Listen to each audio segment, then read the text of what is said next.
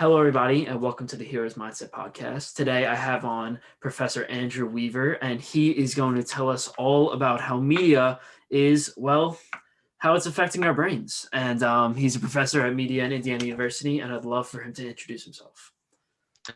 Hi, and thanks for having me. Yeah, so I'm Andrew Weaver. I'm an associate professor in the media school here. And my research background is in media psychology. So thinking about how we consume media and what kind of impact it actually has on us.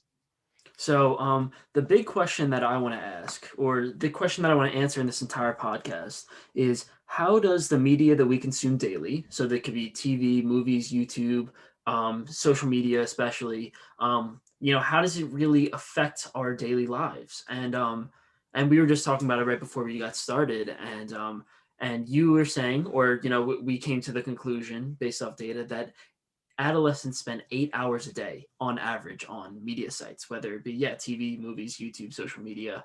So what is the cause of that? You say it's something like boredom, and also how does it affect our lives? Well, so media as a industry, right, has gotten so much better at providing us with what we need, and really that's what it's about, is media being able to sort of push our buttons in terms of what gratifications we're looking for in any given moment, right? And often it starts with, we need to pass the time. We're bored and we don't want to be bored. And so how are we going to avoid that boredom? And we pick up our phone and flip that on, or we flip on a television, or we turn on a gaming console, or whatever it is that the outlet might be at hand. But media is very good at getting our attention and engaging us in ways that we find sort of psychologically beneficial.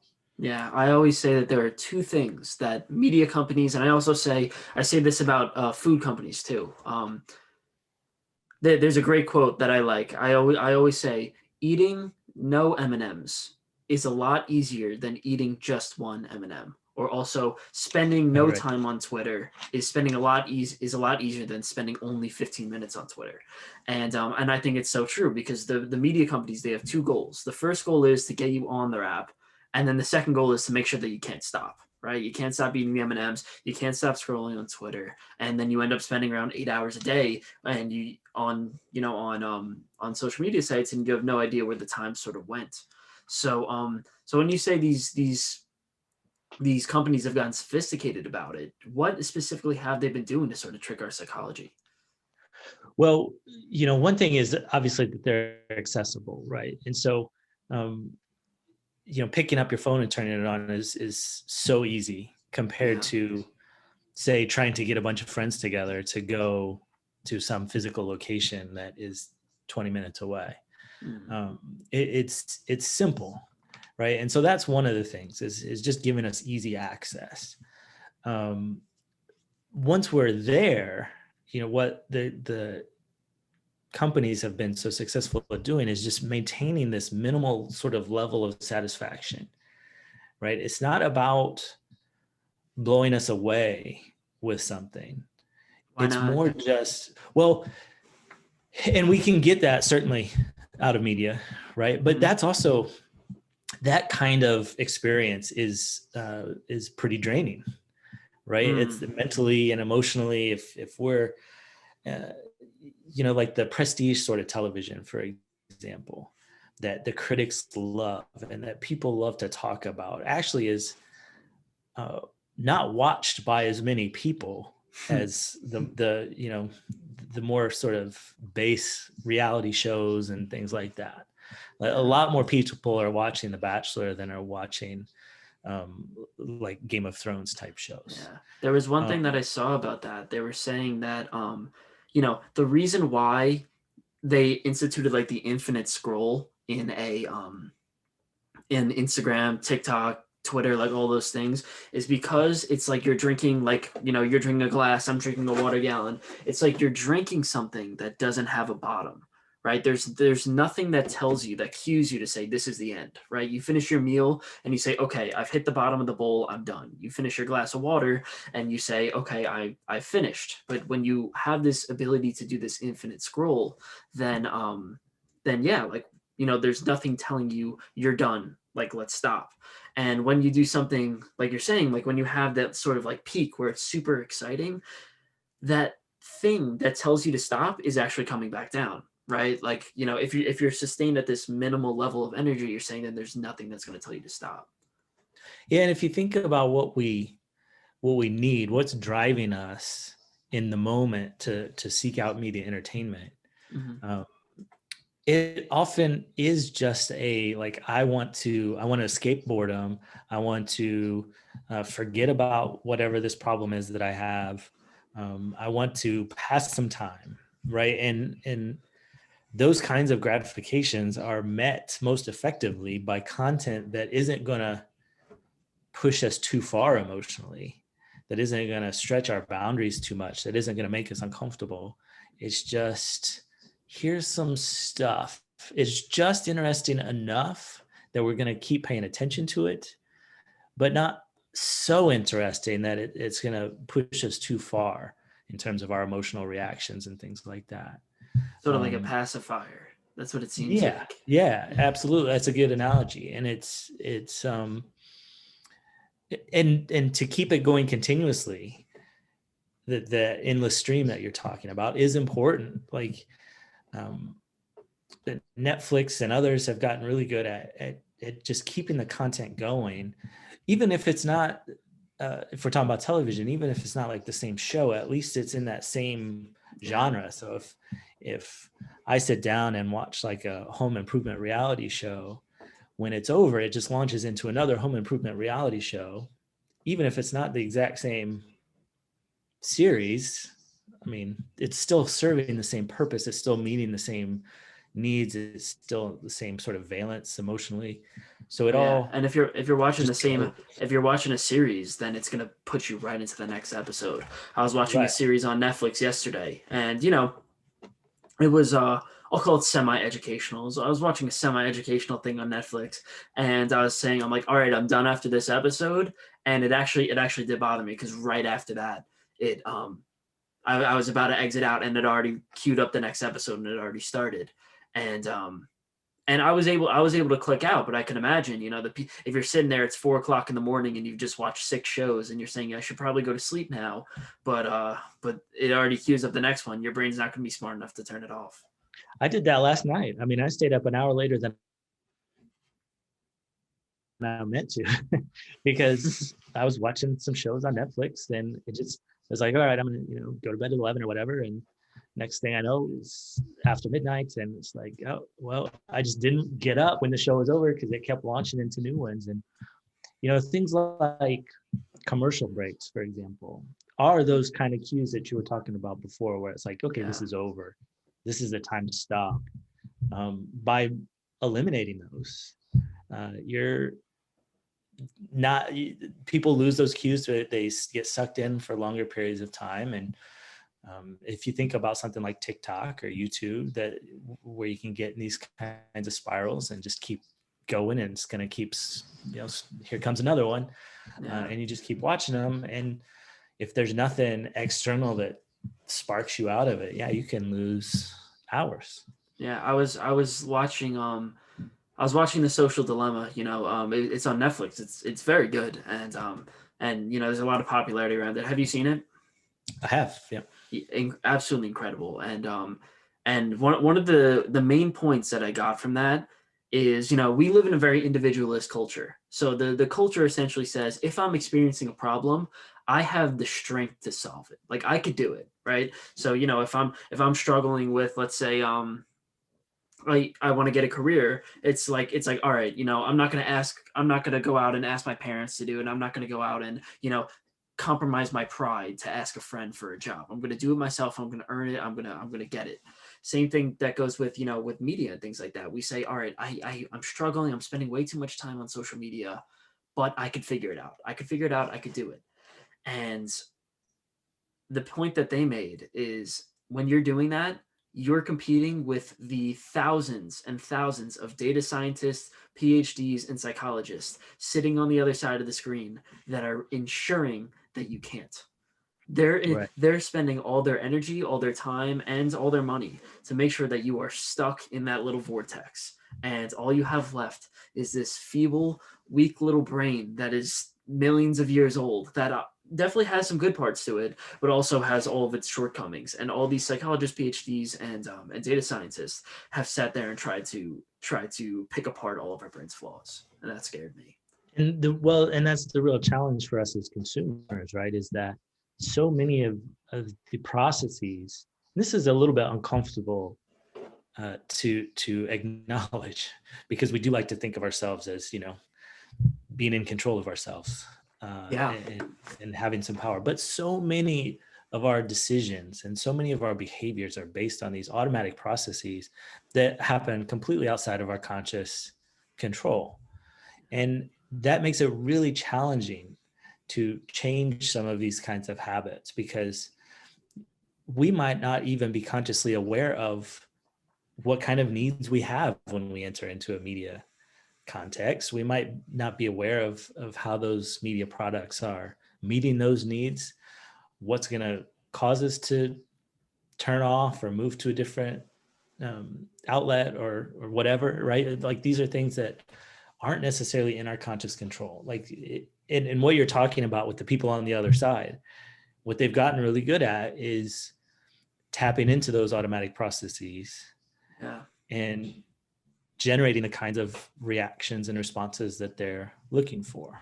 Yeah, that's one of the things that scared me. And actually, I read that in one of your articles. You were saying that, if you show media to kids, right? And we're saying children, right? So children are completely automatic, right? They are literally operating on their automatic frameworks because they haven't developed this logical brain that we have. And when you show them these things, right? Let's say violent media, for example, they're going to behave more violently. But if a parent were to go up to them and say, "Hey, listen, you see that violent thing that happened in the media? That's actually not good for you. You probably shouldn't do that." AKA, that's the parent bringing it from something that was unconscious into something that was controlled by into conscious control by saying, "Hey, you shouldn't be doing that." The kids won't exhibit that violent behavior anymore. And it really shows that, what, most of the things that we do, like, um, children exhibit this perfectly, is that, yeah, like, we're acting completely unconscious. And unless we acknowledge these, unless we take the moment to acknowledge them consciously, then yeah, we have no chance. Well, and what you're talking about as well, like, the way violence works in the moment, right? It is often largely automatic. Yeah. The processes, there's the possibility sort of consciously override our aggressive impulses, certainly, but a lot of the stuff that goes on is pretty automatic, and happening very quickly, right? And so what's going on there with the parent saying, in real life, that would really hurt somebody, or you would get punished for this, or whatever. That becomes part of the automatic processing. Like, those are things that kind of stick in the brain and can derail those aggressive impulses. And the media can do that too. Like, it's not that either media or parents saying something is a magic bullet in a sense. It's all just information. And whatever the information is, that sort of gets embedded and coded and stored, and then our brain uses it to act on future impulses. So we spend all this time on social media, right? On media, for example, just every single type of media. And, we talk about how it affects children, but at the same time, I got to ask, what is the research on how much it affects adolescents and adults, and in what way, right? So if I'm watching, for example, a movie, I'm a big Marvel guy, so I mean, there's a giant stream of popularity to all the Marvel movies where there's violence, killing, right? Almost all of them ends with someone dead. What effect does that have on our processes, even as adolescents and adults? Well, I don't actually think the difference is there is that much of a difference, right, in terms of effects. developmentally. Certainly, adults have obviously more capacity to cognitively process things. But again, what we're talking often about is these automatic processes. So if you think about violence in particular, there's two main ways, without getting too deep into it, there's two main ways that media violence could influence those aggressive processes. One is through what's called hostile attribution bias, which is basically our perception, how we perceive others' acts towards us. Humans don't just behave like, we don't randomly aggress against other people. Thankfully, we don't just randomly walk up to somebody and punch them in the face. Human aggression is almost always a response to some kind of perceived provocation. Makes sense. And so that first step is really important. Like, there's ambiguous acts that happen to us all the time, right? Somebody cuts us off in traffic.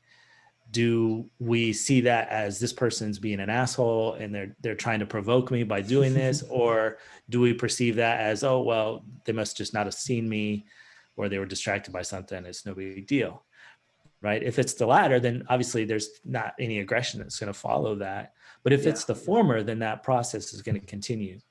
And so somebody with a higher hostile attribution bias is going to be more likely to perceive those ambiguous acts as hostile, as provocations, which is going to make violent responses more likely. So you're saying that when we watch media, it actually increases that bias? If we're consuming media that has a lot of violence in it, if the messages that we're getting from media are that people are hostile and that aggression is a part of life, then hostile attribution bias tends to go up. Now, it depends on the kind of media, right? So like news media is one of the biggest implicators here, because violent crime is way overrepresented in news media. Of course. Aggression is such a big part of it. And so somebody who consumes a lot of news is going to have a higher hostile attribution bias than somebody who doesn't, because that's all they see is like people being violent against each other. A lot of like YouTube and TikTok and other kinds of viral videos often are not as aggressive as, so in some ways these are better, right? If you're not showing aggressive behavior, if you're showing other kinds of human behaviors, but not violence, then hostile attribution bias should decrease. So it's not that media is bad inherently, it depends on the content. Well, that's the thing. So, I mean, I watch I spend time on both, right? So I'll watch like YouTube, and I'll also, like, I was reading Harry Potter this morning, and you said in one of your in your papers that 25% of violence that is portrayed is actually seen as comical, right? It's actually like a funny form of violence where it actually seems like it's not a big problem for people to be violent. And there was a scene in Harry Potter that I was watching today, or that I was reading today, where Harry Potter sees his enemy, right? And it's just like a schoolyard bully, right? He sees a schoolyard bully, and the bully's just being, he's provoking him. He's talking about his parents, or his dead parents. Like he's being a little bit brutal. And Harry puts a charm on him, like a spell where he gets tentacles growing out of his face, and he's stunned, laying on the floor. And like something a little brutal, a little traumatizing, right? And it's really, really like, somewhat graphic. And the way that the scene ended was that they start laughing about it, and then he steps over him and walks away. And that was the end of the thing. And it's it's somewhat funny, it's somewhat comical, it's somewhat triumphant because he beat his bully. And I'm reading this saying this book is made for 14-year-olds. Like I could see how there's definitely a negative effect that could come from it. And this is really the other key process that where media can play an important role in terms of thinking about human aggression. There's the perception of others' acts that we talked about, but then there's also the potential inhibition of our aggressive impulses, right? So violence and aggression, that's part of our primitive brain. Like that, we have aggressive impulses. And again, this isn't unique to children. Obviously, it's adolescents, adults as well. We all have this throughout our lifetime where we want to punch somebody in the face. We want to behave aggressively.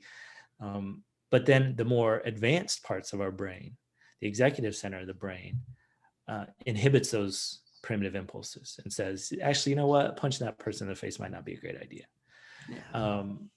And the information that we get, and it's not just from media, again, we're socialized through this by parents, by peers, by teachers, but the media, obviously we spend a lot of time with it, so it provides a lot of this information. The information that we get about aggressive behavior is going to play a role here.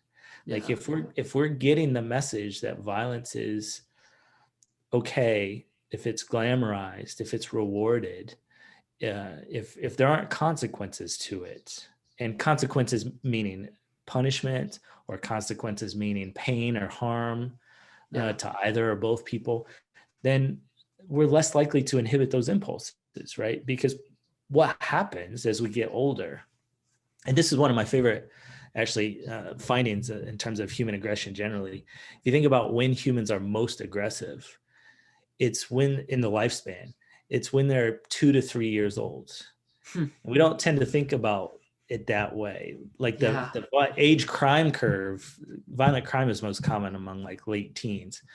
But if you look at actual aggressive behavior, the average 2 to 3 year old, as much as a third of all of their interactions with other humans ends with them trying to hurt the other person, which is crazy if you think about it, right? Like imagine as an adult, if a third of our interactions with other people ended with us trying to hit them or bite them or punch them or whatever.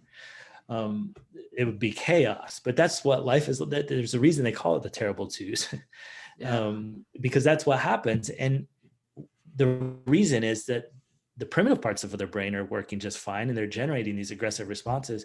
They haven't built up the inhibitions yet. They haven't been socialized yet to understand how to inhibit those and so you're saying that we naturally, like us not being aggressive 1/3 of the time is actually us repressing our like our natural state is being aggressive 1/3 of the time. Right. When we perceive provocation, and that's part of it, right, is that they're also more likely to feel provoked because a 2-year-old's very egocentric, right, and everything makes sense. Right. But yeah, so much of what happens is, again, we generate automatic aggressive impulses, and our brain constantly shuts those down. Yeah. And the reason it shuts those down is because we've had years of socialization where we've learned that aggression has costs. If we hit somebody, they might hit back. So it could hurt us. We learn through peer exclusion and things like that it can cost us friends. It can cost us socially. We get punished by parents. We get punished by teachers when we behave aggressively. We learn there's consequences that way. And so there's this socialization that happens.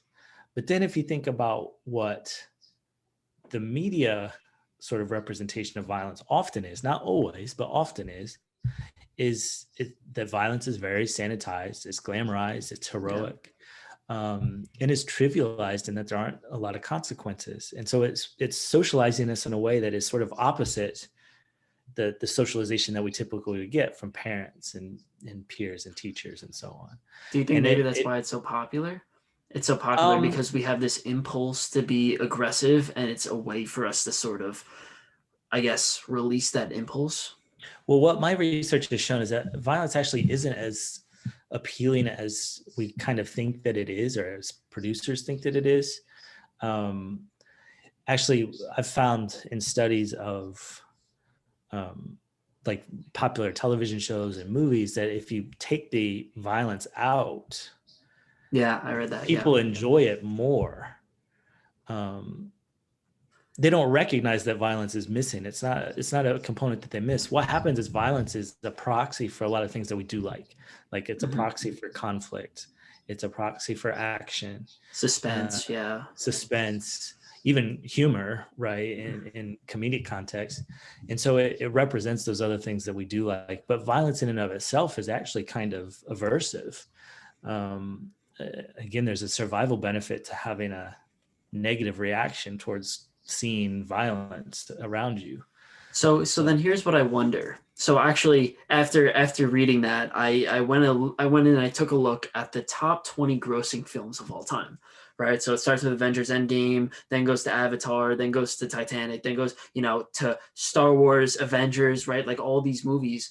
I looked at the top 20 movies, and all 20 of them had some violence in them, like a pretty decent, part of violence in them. If people, as you say, are not very, like they'll watch the movie and they'll say, like they'll actually say it was better after violence, after violence was taken out. Why is it so popular then? Like, what are the reasons? So there's two reasons. One is that producers think it's more popular than it is, or more enjoyable, I should say, than it is. So I was on a panel once at a conference with the executive producer, the creator of CSI, and he talked about how it's like, we're doing this procedural drama, and I would love it to not be violent. Like, it bothers me having to put violence in the show, but I feel like I have to. And not only do I have to, but I have to keep upping it every season because I feel like that's what the audience is going to want. Interesting. So there's this sense that they not only have to include violence, but have to keep pushing the boundaries of violence in order to keep the audience engaged. And I don't think that's an accurate perception. The other thing is that violence is relatively easy, right? Again, it's a nice proxy for conflict, and it's also exportable related to that. Like, two people fighting each other, two people shooting at each other, doesn't matter what culture you're from, what language you speak, you recognize that those are two characters that are in conflict. Yeah. And conflict is at the heart of drama. And so violence is such an easy way to represent that it's a challenge to represent those kinds of things, the conflict, the drama, the action, the suspense, without relying on violence. It's possible, but we've got this shorthand for it. And so people are going to keep making the same kinds of movies because they know Hollywood's a very risk-averse industry. They don't want to try new things because there's so much money at stake. I had a guy come on my podcast. Actually, his name is Dana Olson. He's podcast number 7. He came on and he wrote the movie called The Burbs. Have you ever seen The Burbs with Tom Hanks? So he wrote the play for that, sold it to, was it? Well, it wasn't Disney. It was Warner Bros. He sold it to Warner Bros. And he helped with the production of the movie. And the way that the movie ends, I'll spoil it, was they're a neighborhood watch crew. Tom Hanks is the star, and they have these weird neighbors. They want to check out these neighbors. So what ends up happening is they spend so much time focusing on these neighbors, these mysterious, weird neighbors. Like, think of them as like the people who just showed up on the block and are too weird, and they're very reclusive. And eventually what happens is they form this neighborhood watch crew, and they get so into it, they get so afraid of these people that they barge into their house and then end up burning their house down. And this is the neighborhood watch crew. So then Tom Hanks gives this speech at the end. He says, wait a second, guys. We thought that they were weird, but then we barged into their house and we broke their house down and burnt their house down. Maybe we're the weird ones. And Dana Olson said, he goes, when I wrote the screenplay, that's how it was supposed to end. This ambiguous ending of maybe Tom Hanks isn't the hero. And what he said was they pitched it to Warner Brothers. They had everything in, and Warner Brothers came back and said, can't do that. Can't do that. You need to follow the hero's journey. You need to follow this arc, and you need to put in a second ending. So the ending actually ended with Tom Hanks said, maybe we're the weird ones, blah, blah, blah, gives this impassionate speech. It's a little ambiguous. And then those neighbors who we thought were a little bit weird turn out to be the bad guys. And they take them in a van and they kidnap them and do all these things. And it was like a second ending, he said. And he said, yeah, he's like, I did not want that to be the ending. I thought it would have been so much better if I was allowed to just do the regular ending. Yeah. And that is it in a nutshell, right? Is that they're very risk averse, and there's going to be this expectation that it follows a certain formula. I mean, if you make a Marvel movie and you're going to spend hundreds of millions of dollars to produce it, then it's got to hit all of the marks that the previous Marvel movies have hit. And so you just kind of repeat that formula over and over again. And no, keep going. Well, I was just going to say, like, there are, not only could you potentially remove some of the violence and actually make it more enjoyable, it is not the case that all kinds of violence, media violence, are bad, right? I mean, there are good and useful and responsible ways to present that kind of content that would lessen the likelihood of aggressive behavior. If you talk, like you mentioned Harry Potter earlier, Yeah. right? And that's an example where later in the series, they grapple with the consequences of aggression in some pretty intense ways. Yeah. And that's actually a really useful message for a child or an adolescent to get. It's a hard message for them sometimes to get through, and it can be a little bit traumatic to see like the pain that violence causes. But that's part of the positive socialization that happens. That's going to lead to that inhibition of those aggressive impulses. But that's also hard to do. I mean, it's what Hollywood generally wants to see is like people getting shot and then falling off the screen. We don't want to see them in pain. We don't want to see them bleed out. We don't want to see their families wrecked emotionally because of what's happened. Well, here's the only thing that I sort of wonder.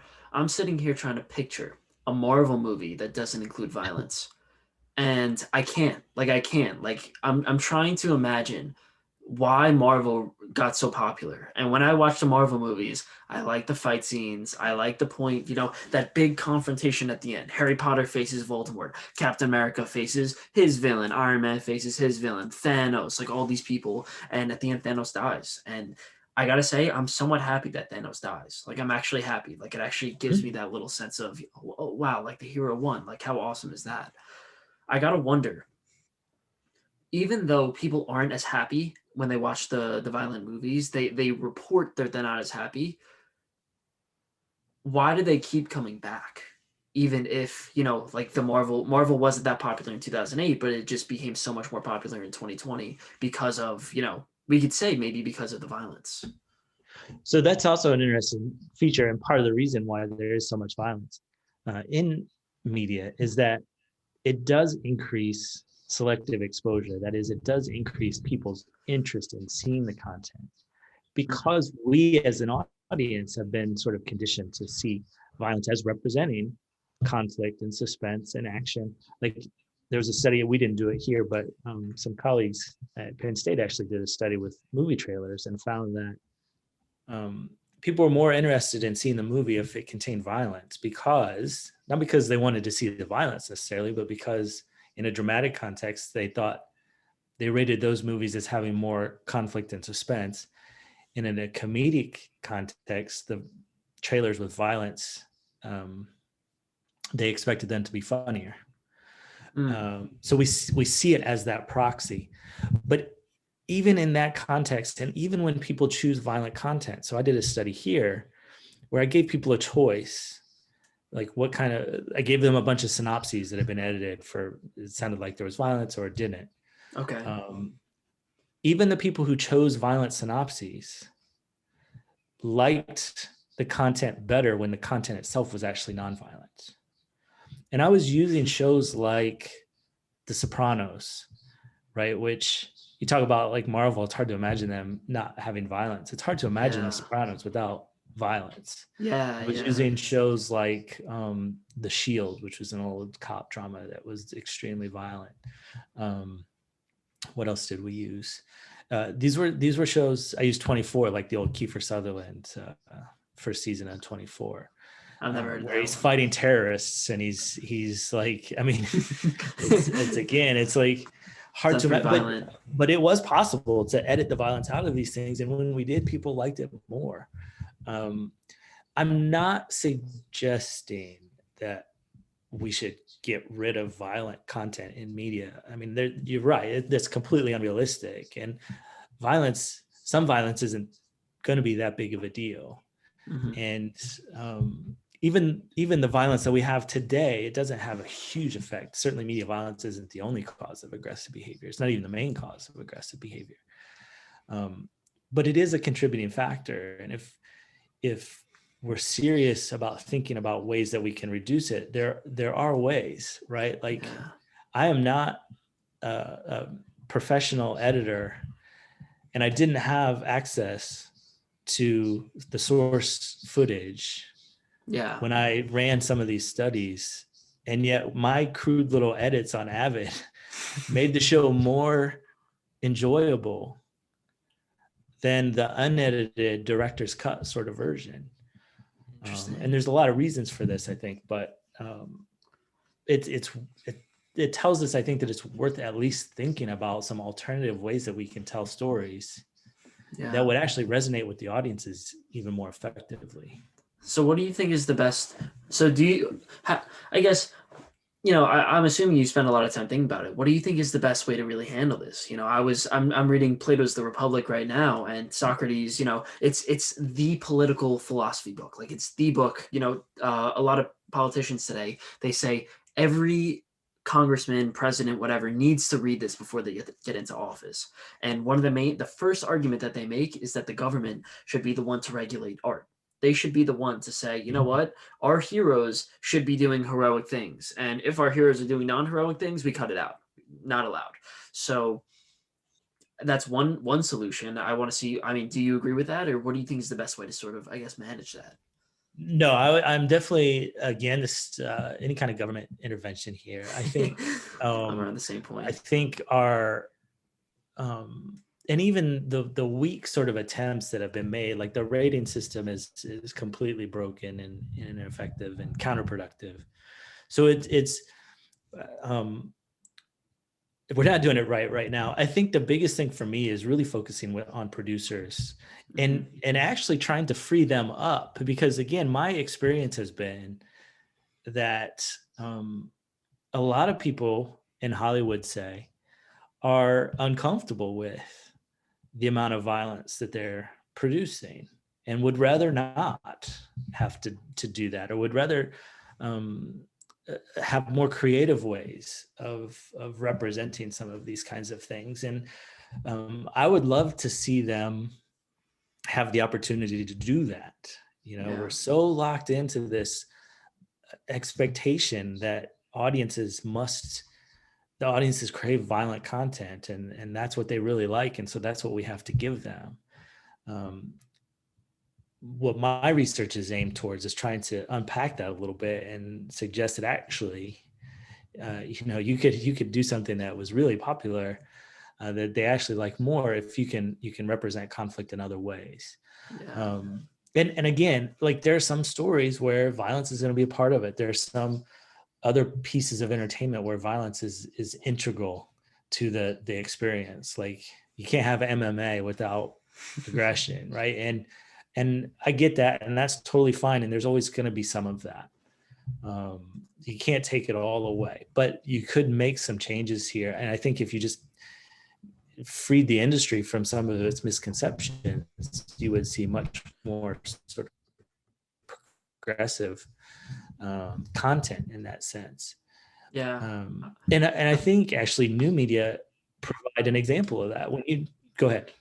No, so I was watching. I actually wrote a paper on this recently. I found out. Have you seen the Batman movies? Right, like, Batman's character is that he doesn't kill. Right. Batman, Frozen 2, that was a big one, and also like Captain America. Right, like, so some of these Marvel movies, they actually emphasize this idea that maybe you shouldn't kill the villain, right? Like, when you get to that final confrontation at the end, like that final climactic scene, maybe you shouldn't kill them. Maybe you should reform them, right? Maybe they're a little bit misconceived, or maybe they have something that they've been repressing, and the problem is that you need to uncover that, right? Sort of like a therapy type method. And my paper was that, that is the next step in the hero's journey, right? Like, it used to be heroes slaying dragons, right? Thousands of years ago, and then we moved on to heroes killing humans, right? Like, you think about it, all of the things that we normally see, like Harry kills Voldemort in the end, and but then I think now we're moving on to a point where maybe it's maybe you don't kill them, maybe you reform them, or maybe you wrestle a little bit with the consequences of the killing, right? Again, I think, and maybe that's part of the drama, maybe that's part of the conflict, part of the suspense is actually addressing like the consequences that are involved. And I think some shows already do this. some better than others, but that also could be part of it. But what I was going to say before is that if you look at, you talk about breaking the industry out of some of its misconceptions. I did a big content analysis of YouTube videos a few years ago, and the takeaway from that was that, and there was a lot of concern back then, right? When YouTube first kind of started, it was like this unregulated Wild West. It was not rated. Anybody could put whatever up there. Kids were being exposed to this. It was this big problem. But what we found was that there just wasn't much violence out there. Like when you look at the universe of YouTube videos and you look at what was popular, it was almost always nonviolent content. Yeah. Now, part of that might be that the production costs of doing a big violent scene are a little bit higher, but even when you look at because of course a lot of what's on YouTube is people just recording mainstream media content and posting it. Even when you look at that, people weren't choosing the violent scenes to post in most cases. They were posting nonviolent stuff. And so when you give people the freedom to produce whatever they want and then to watch whatever they want, it turns out they're moving away from violence in most cases. So, that could play a role in sort of, again, freeing up producers and giving them the opportunity to make the kind of content they want without feeling like they have to shoehorn these violent scenes in just to make the box office what it needs to be. The only thing that I worry about, and so I read a lot of Sigmund Freud. I really like Sigmund Freud. He's call him the first psychologist, and what he says is that humans are naturally aggressive, right? Like we have this aggressive impulse that needs to be expressed somewhere, and he said, he was there in the 1900s. He says we did it through war, right? Through war, through tribalism, we expressed our violence in bar fights. Like all these things were ways in which we expressed our violence.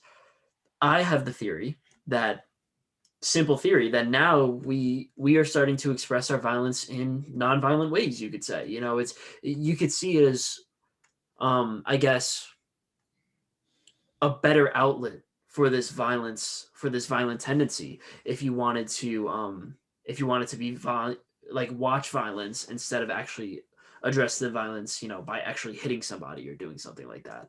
I wonder, and I think this is something that I don't know if it could be studied or tested. I think it just has to be evolved with the times.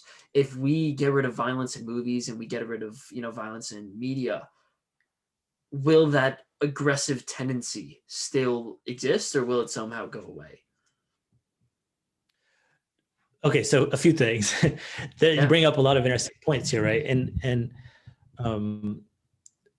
catharsis, which is essentially what you're talking about, has been studied quite a bit with regards to violent media. It is absolutely true that we have these natural aggressive impulses. Mm-hmm. We know they come from a part of the amygdala. It's the primitive part, in terms of the neural psychology, we know exactly kind of how that works and where that comes from. Yeah. When we inhibit those aggressive impulses, they just go away. They don't get tucked into some pocket somewhere to grow and boil and fester over at some future point. It just, okay. Brain's like, well, we won't do that then. And that's it, right? So there's nothing that needs to be released in that sense. Now, what studies of catharsis in a media violence context have shown is that people who are angry and upset, who are feeling aggressive, you can do this experimentally, right? You can instigate anger, you can provoke people in an experimental setting and make them feel more aggressive, and then give them the opportunity to watch violent media.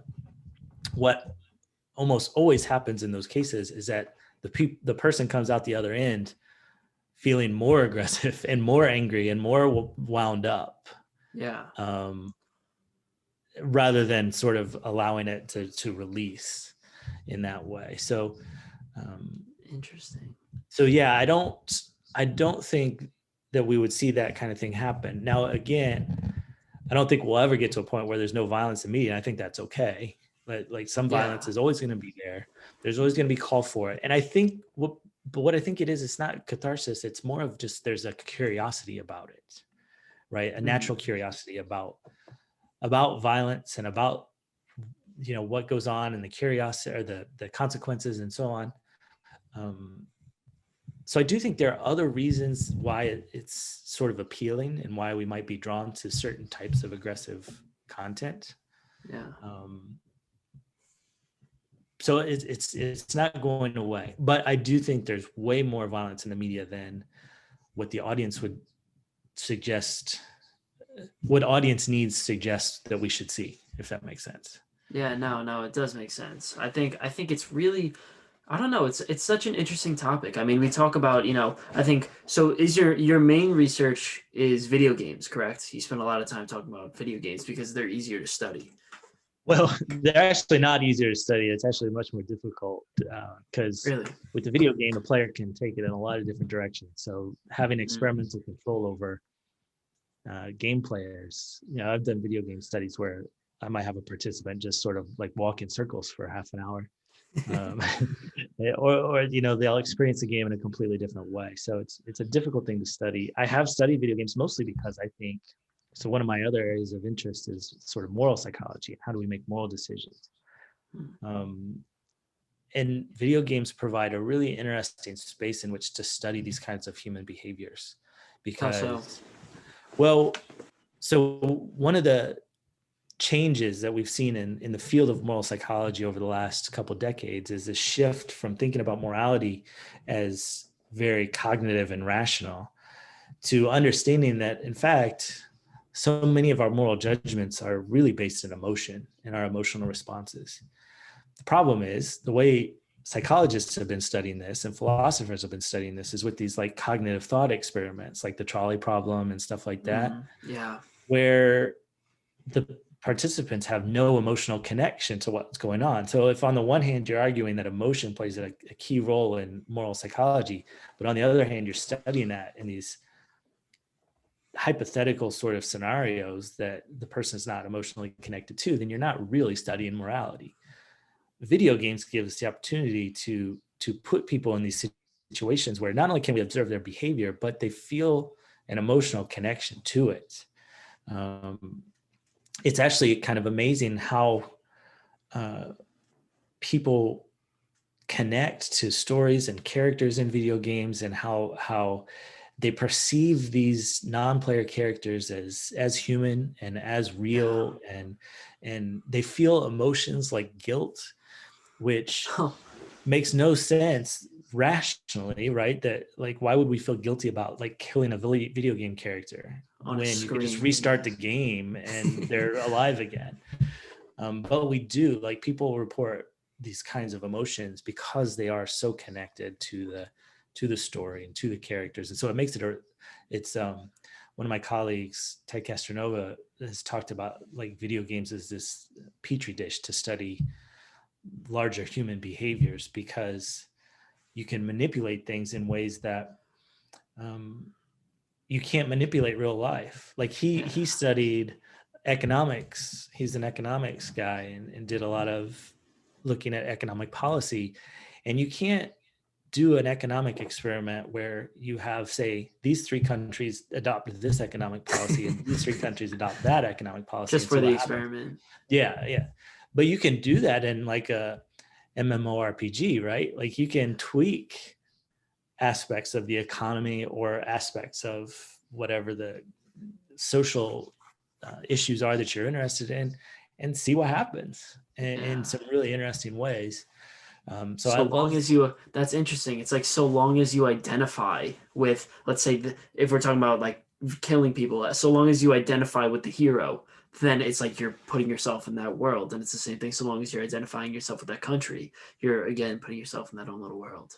Yeah, and when I've given people open-ended responses to their video game experiences and experiments and things, again, it's fascinating to look at how people talk about it, the stuff that they did, right? So it's like, I felt bad for this character, so I made sure I went and did this, or this character was such an asshole, but then I felt like I couldn't do this back to him, so I went and I did this instead. And they talk about him as if they're real people. They have legitimate emotional reactions to them. And therefore, I think we can use these kinds of games to study, like, how do we make moral decisions and moral judgments. And so what have you guys found in terms of morality? I mean, what you found? We're trying to unpack this relationship between emotion and cognition. Yeah. Right. And so one of the things that we've found is that, well, first of all, we found that people do treat, at least a large segment of players treat their behaviors in the game as moral if they have like freedom of action, right? I mean, if the game is sort of telling you like you have to do this to advance through the level, then the player doesn't really have agency. Milgram experiment. Really moral dimension. But if you give them that freedom, and a lot of games do this now, where they're responsible for their actions and they have choices that they can make, then they do treat these things as moral decisions in a lot of cases. And they have emotional responses and so on. We found that you can change the context. That we've done this by like changing backstories or changing sort of how others were playing within the game. Mm-hmm. If you change the context, then you can change the kinds of moral behaviors that people engage in. Mm-hmm. So one of the key findings, I think, is that morality is not as defined, I think, as people tend to believe that it is. Like we tend to think of ourselves as having these like moral principles, like our morals. Yeah, these moral principles that are unbending and unchanging and that are consistent across contexts. And what we found has supported some other research that's happened in psychology that suggests that actually it's not like that. It's very context based. What's moral in one situation is not in another. So that's one thing we found. What we're looking at now is how does changing a person's emotional state change the moral judgments and behaviors? Interesting. So you could change the context, yes, but again, if morality is often based on emotion, will people in different kinds of emotional states going in then respond differly? Yeah, well, if you get them more riled up, then they're probably going to act more impulsive, correct? Right. Yeah. So there's several aspects of emotion that have been theoretically tied to moral judgments and moral behaviors. We're actually testing whether that does matter, and that whether tweaking emotion can actually change the kinds of behaviors that people engage in. That particular study's on hold because of the pandemic, but makes sense. I'm excited to get back to it and see kind of what we come up with there. Yeah, I mean, I gotta say, I mean, I personally am. I guess I like to define my morals. I think everybody likes to define their morals, but there's one specific topic that for whatever reason just kind of gets me. I was just hanging out with my friend a while ago, about, we'll say, October of last year, so 15 months ago, and she showed me a video about, how they treat cows and, in facilities, like, that just basic idea of like animal abuse and animal cruelty. And it killed me. I haven't drinking milk since. I haven't, like, just the feeling of, I can't say it was rational. To say that a cow is equivalent to a human is something that doesn't make rational sense to me. But at the same time, I felt sympathy for the cow. I felt empathy for the cow, and I haven't drinking milk since because of the way that they milk the cows. And I think I would agree that my morality in that case was not rational. It was completely emotional. And disgust is a strong moral emotion, and guides a lot of our moral judgments. And it is interesting that, and we see this in a lot of cases, exactly the kind of thing you're describing, where any rationalization of morals tends to be post hoc. It tends to happen after the fact, where it's like you have this initial gut emotional response, but then you layer on the reasoning afterwards to support that initial gut response. Yeah, you back it up. Yeah, and people differ. people differ in what triggers stronger emotions. And the argument's been made that explains a lot of like our political differences. And like somebody who's on the left might have a certain kind of emotional response to, say, like illegal immigrants, right? People, Yeah. refugees and things coming over the border. Somebody on the left might look at those and feel a sympathy and a care and identification with the immigrants and want to support them. Somebody on the right might have an emotional response related more to sort of the in-group loyalty and authority and an anger about them breaking the law to sort of come across the border illegally. And both are perfectly valid sort of emotional responses, but they lead to very different thoughts about like policy and what should be done about it and that sort of thing. Well, that's the thing that bothered me the most when I started getting into just debates in general, right? Whenever there is a rational argument put forth, I can always come up with a counter rational argument for any case ever, no matter what. Like I could say, okay, cows are worth something. You could say cows are worth nothing. Both of us are right. Like, well, both of us are right in saying I could say cows have value. You could say cows don't have much value as humans, right? And we could talk about that, to the end. But at the same time, all that matters is our emotional states and whether or not we actually hit there in the emotional level, which really scares me. Exactly. And so much time and energy is spent politically to make rational arguments to the other side. And then you get frustrated when the rational arguments don't work. And it's like, well, the reason it's not working is because, again, it's not touching on that initial emotional sort of response. And so really it's a matter of framing. Like some studies have been done to show that if you frame environmental issues as sort of violations of well, if you frame environmental issues as like care for the environment, like care for animals and care for plants and things like that, that works very well for liberals who are more likely to have that sort of emotional reaction. It doesn't work for conservatives who are not going to feel the kind of care for animals and things that liberals would. But if you frame it as a sort of purity issue and you focus on the sort of disgust associated with really bad pollution or things like that, that tends to speak more to conservatives and not as much to liberals. And so if you frame it differently to trigger different emotions, then you can get people to move to the same sort of policy point of view. But it's not a rational argument.